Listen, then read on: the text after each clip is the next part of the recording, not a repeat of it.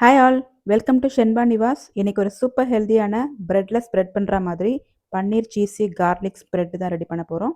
அது எப்படி பண்ணுறதுன்னு பார்க்குறதுக்கு முன்னாடி என் சேனலை சப்ஸ்கிரைப் பண்ணிக்கோங்க. கூடவே பெல் ஐக்கான் ப்ரெஸ் பண்ணிக்கோங்க. ஸோ நான் போடுற எல்லா வீடியோஸும் உங்களுக்கு நோட்டிஃபிகேஷன் உடனுக்குடன் வந்துடும். ஸோ இந்த அளவுக்கு நல்லா சீஸியாக க்ரீமியாக இருக்கும். இதுக்கு நான் ஒரு 25 கிராம் பன்னீர் எடுத்திருக்கேன்.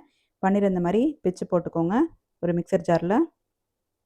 அது கூடவே ஒரு 15 to 20 கிராம் சீஸ் எடுத்திருக்கேன். மொசரல்லா சீஸ் எடுத்திருக்கேன். நீங்கள் க்யூப் சீஸ் கூட எடுத்துக்கலாம். உங்கள்கிட்ட என்ன சீஸ் வச்சுருக்கீங்களோ அதை நீங்கள் ஆட் பண்ணிக்கோங்க. அதுக்கப்புறம் ஒரு 7 பல்லு பூண்டு ஆட் பண்ணியிருக்கேன், தோல் உரிச்சிட்டு. அப்புறம் ஒரு ஸ்பூன் சில்லி ஃப்ளேக்ஸ் போட்டுக்கோங்க. சில்லி ஃப்ளேக்ஸ் இல்லைன்னா வரமிளகாயை மிக்சியில் அடிச்சிங்கன்னா சில்லி ஃப்ளேக்ஸ் மாதிரி வந்துடும்.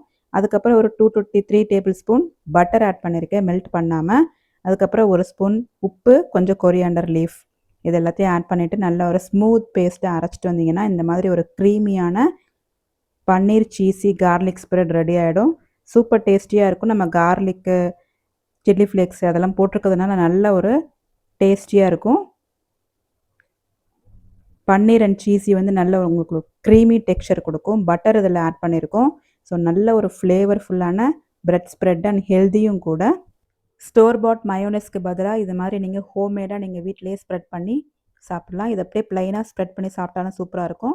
டோஸ்ட் பண்ணி சாப்பிட்டாலும் ரொம்ப நல்லாயிருக்கும். ட்ரை பண்ணி பாருங்கள். அடுத்து வேற ஒரு இன்ட்ரெஸ்டிங் ரெசிபியோட பார்க்கலாம். டில் தென் பாய். தேங்க்ஸ் ஃபார் வாட்சிங்.